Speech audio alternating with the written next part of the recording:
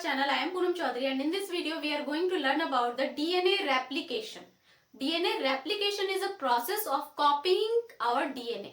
DNA अपना ही copy बनाता है ताकि वो और प्रोटीन सिंथेसिस कर सके और ये प्रोसेस डीएनए का जो कॉपी होता है मींस रेप्लिकेशन का जो प्रोसेस होता है वो इंटरफेज में होता है. ठीक है, ये किसमें होता है? इंटरफेज. सेल साइकिल में इंटरफेज होता है ना, इसी इंटरफेज में ये प्रोसेस होता है. ओके, और इस प्रोसेस के लिए बहुत सारे एंजाइम्स चाहिए होते हैं क्योंकि कोई भी फंक्शन है हमारे बॉडी में वो बिना एंजाइम्स के नहीं हो सकता. तो 4 मोर इम्पोर्टेंट एंजाइम्स है इसके लिए. सबसे पहला है हेलिकेज. हेलिकेज जो है वो डीएनए के स्ट्रैंड्स को अनवाइंड करता है. मींस कि आपको पता है कि ये कुछ इस तरह का हमारा डीएनए होता है, डबल हेलिक्स, जिसके बीच में इस तरह से प्रेजेंट होते हैं नाइट्रोजनस बेसेस. ठीक है, ATGC इस तरह करके नाइट्रोजनस बेसेस प्रेजेंट होते हैं जो कि दोनों स्ट्रैंड है वो हाइड्रोजन बॉन्ड से एक दूसरे के साथ जुड़ा होता है. तो A के साथ जो T है वो डबल हाइड्रोजन बॉन्ड के साथ जुड़ा होता है, G ट्रिपल बॉन्ड के साथ C के साथ जुड़ा होता है, एडेनिन के साथ थाइमिन, ग्वानिन के साथ साइटोसिन. तो इस बॉन्ड को पहले हमें तोड़ना होगा तभी तो हम इसकी कॉपी बनाएंगे क्योंकि 2 स्ट्रैंड्स होते हैं और दोनों स्ट्रैंड से एक एक नया स्ट्रैंड सिंथेसाइज होता है. तो ये सेमी कंजर्वेटिव मेथड से होता है. सेमी कंजर्वेटिव मेथड का मतलब होता है कि आपके पास एक डीएनए है और जब हम इसका कॉपी बनाते हैं, रेप्लिकेशन करते हैं, तो ये दोनों स्ट्रैंड्स अलग अलग हो जाते हैं कुछ इस तरह से. ओके, और उसके बाद इन स्ट्रैंड्स पे न्यू स्ट्रैंड सिंथेसाइज होता है. दोनों स्ट्रैंड में एक एक नया स्ट्रैंड सिंथेसाइज होता है. तो आप देख सकते हो कि दोनों स्ट्रैंड में एक जो स्ट्रैंड है वो पेरेंट का स्ट्रैंड है और एक जो स्ट्रैंड है वो न्यू स्ट्रैंड सिंथेसाइज हुआ है. तो इसीलिए इसमें पेरेंट का जो स्ट्रैंड है डीएनए है वो 50% ही इसमें कंजर्व हो सकता है. तो इसीलिए हम इसे कहते हैं सेमी कंजर्वेटिव डीएनए. ठीक है, सेमी कंजर्वेटिव डीएनए. क्यों? क्योंकि 50% ही इसमें कंजर्व हुआ है. तो ये सेमी कंजर्वेटिव मेथड से इसका रेप्लिकेशन का प्रोसेस होता है. तो हेलिकेज क्या करता है? डीएनए के जो ये स्ट्रैंड है ना, इसके बीच के हाइड्रोजन बॉन्ड को ब्रेक करता है इस तरह, डीएनए के स्ट्रैंड्स को अलग करता है. ओके, दूसरा एंजाइम है डीएनए पॉलीमरेज. डीएनए पॉलीमरेज क्या करता है? Add nucleotides. अब स्ट्रैंड्स तो अलग हो गए, अब नया स्ट्रैंड बनाने के लिए न्यूक्लियोटाइड को ऐड करना पड़ेगा क्योंकि जो हमारा डीएनए है वो एक न्यूक्लिक एसिड है, मींस पॉलीन्यूक्लियोटाइड है. इसमें बहुत सारे न्यूक्लियोटाइड ऐड होंगे तब जाके एक नया पॉलीन्यूक्लियोटाइड बनेगा. तो डीएनए पॉलीमरेज क्या करता है? न्यूक्लियोटाइड को ऐड करता है, लेकिन इसके कुछ कंडीशंस होते हैं. पहला कंडीशन ये होता है कि वो सिर्फ सिंगल स्ट्रैंड पर ही काम करेगा.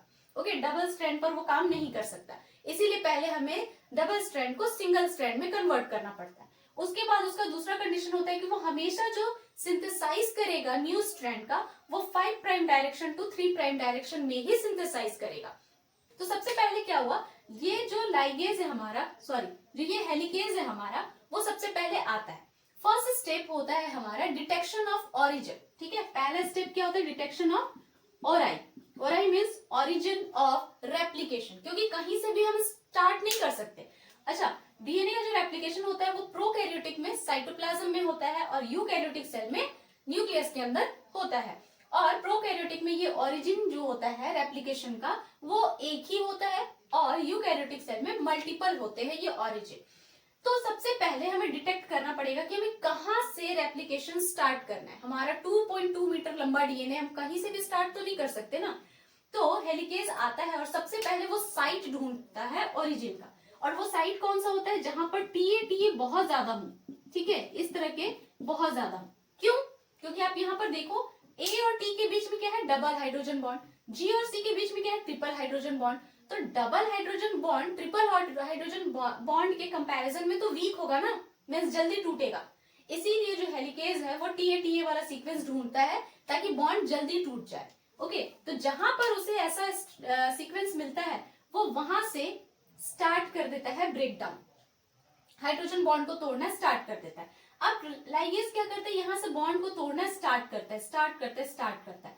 अब ऐसा नहीं है कि पूरे डीएनए को एक बार में वो खोल कर रख देगा. ठीक है, ऐसा नहीं होता. वो थोड़े थोड़े सीक्वेंस खुलते जाते हैं और फिर वहां से नया स्ट्रैंड सिंथेसाइज होना शुरू हो जाता है. तो जब यहाँ से हाइड्रोजन का बॉन्ड टूटता है ना, जब ये लाइगेज आकर यहाँ पर बॉन्ड तोड़ता है इस तरह से करके, तो ये दोनों स्ट्रैंड्स अलग हो जाते हैं.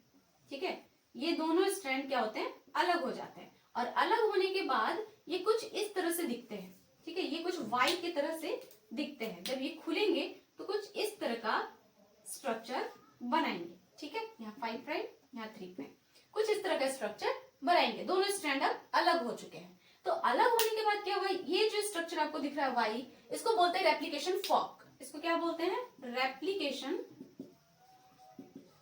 फॉर्क, क्योंकि ये फोक की तरह दिख रहा है ना, इसीलिए रेप्लिकेशन फॉर्क। अब पहला काम तो लाइगेज ने कर दिया, उसने क्या किया, यहाँ से सारे बॉन्ड को तोड़ना शुरू कर दिया। आगे ये तोड़ता जाएगा, इधर से बनता जाएगा, ठीक है। अभी इतना खुला है हमारा। अब क्या होगा, खुलने के बाद दूसरा काम क्या होगा, न्यूक्लियोटाइड को ऐड करना। लेकिन न्यूक्लियोटाइड को ऐड करने से पहले क्या होगा कि आरएनए प्राइमेज आएगा। आरएनए प्राइमेज जो है वो एक छोटा सा प्राइमर आकर यहाँ पर लाकर ऐड कर देगा, ठीक है, एक छोटा सा प्राइमर यहाँ पर ऐड कर देगा।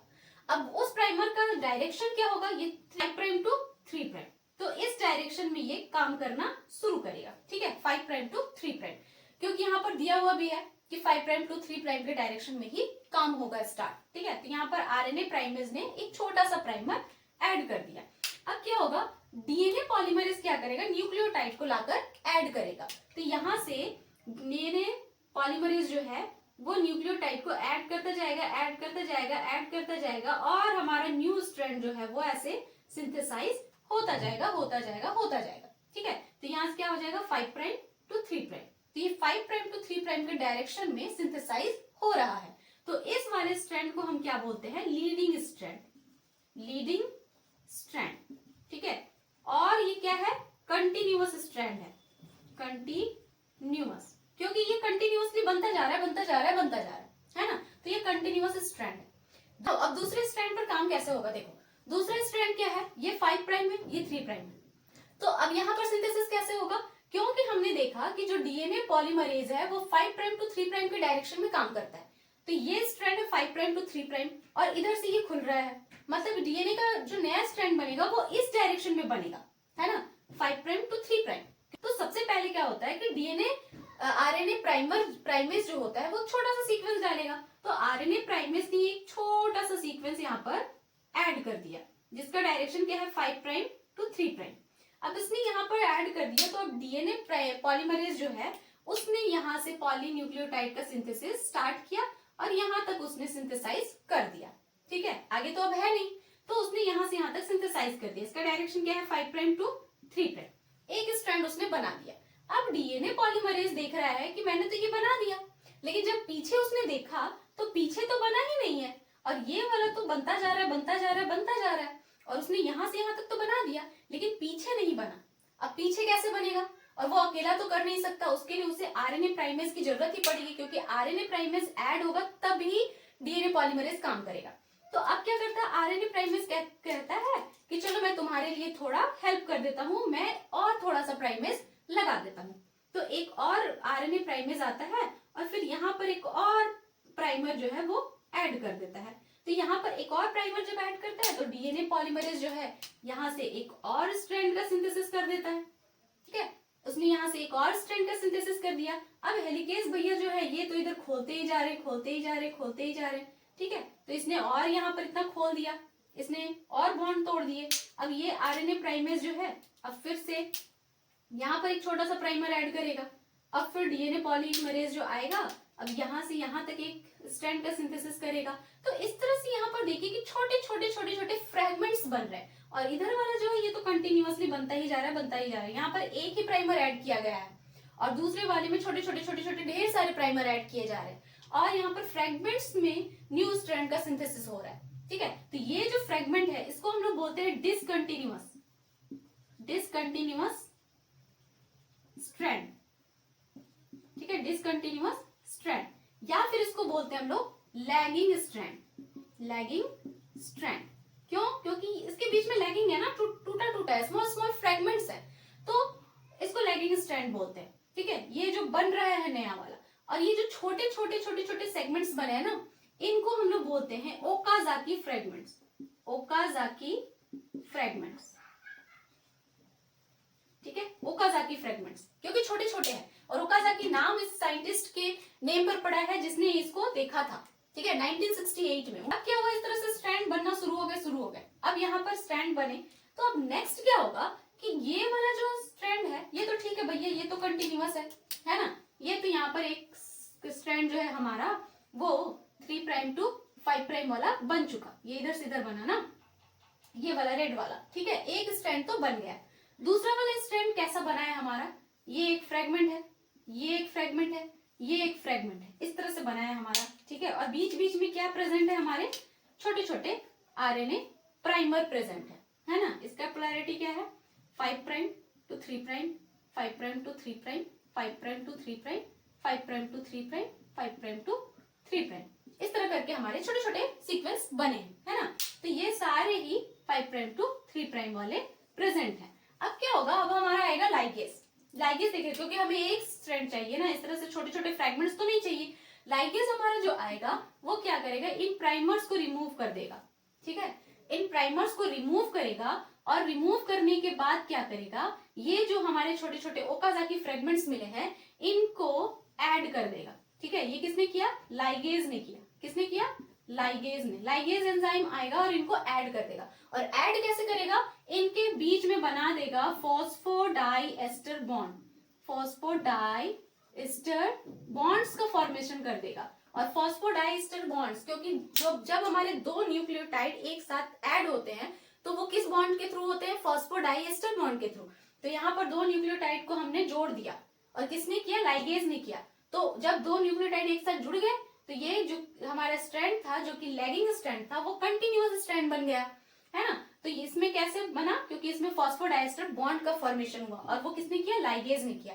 तो अब हमारे पास दो स्ट्रैंड मिल गया ना, है कि नहीं। और एक हमारे पास तो पहला जो पेरेंट का था स्ट्रैंड वो तो प्रेजेंट ही है, एक पेरेंट वाला प्रेजेंट है 5 प्राइम टू 3 प्राइम, और इसके पास भी एक पेरेंट वाला प्रेजेंट है 3 प्राइम टू 5 प्राइम। तो देखो हमारे पास दो डीएनए बनकर तैयार हो गए हैं। और ये कैसे हैं, सेमी कंजर्वेटिव है। कैसे है, सेमी कंजर्वेटिव है, क्योंकि एक स्ट्रैंड पेरेंट का है और एक न्यू स्ट्रैंड है। इसमें भी एक पेरेंट का है, एक न्यू है। तो ये क्या हो गया, सेमी कंजर्वेटिव स्ट्रैंड्स। और इस तरह हमारे डीएनए का रेप्लिकेशन होता है। जल्दी से एक रिकैप देख लेते हैं और सारे स्टेप्स को समझ लेते हैं। तो सबसे पहला स्टेप है recognition of origin of replication means ori. जहां पर टीए वाले सीक्वेंस प्रेजेंट होंगे वहां पर जाके हेलिकेज जुड़ेगा, वो होता है ओरिजिन ऑफ रेप्लिकेशन, क्योंकि यहाँ पर बॉन्ड्स जो होते हैं वो वीक होते हैं।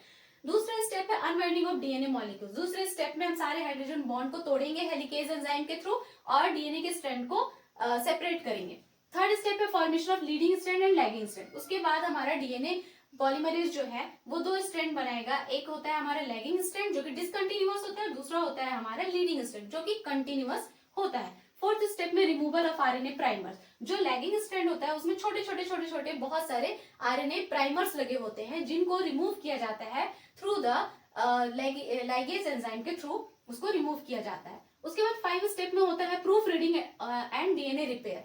वहीं पर जो आपका डीएनए पॉलीमरेज होता है वो न्यूक्लियोटाइड को तो ऐड करता ही रहता है, लेकिन पीछे से वो प्रूफ रीडिंग भी करता रहता है कि जो मेरा न्यूक्लियोटाइड ऐड हो रहा है वो सही न्यूक्लियोटाइड मैंने ऐड किया है या नहीं। कहीं भी गलती होती है तो उसको हटा के फिर से उसको रिपेयर किया जाता है। तो इस तरह से वो प्रूफ रीडिंग भी करता रहता है ताकि हमारा स्ट्रैंड बिल्कुल सही बने।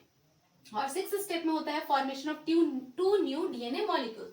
और 6th स्टेप है कि हमारा 2 न्यू डीएनए मॉलिक्यूल्स बनके तैयार हो जाता है।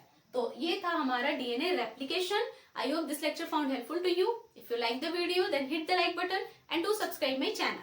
मिलते हैं नेक्स्ट वीडियो में, तब तक के लिए bye bye and take care.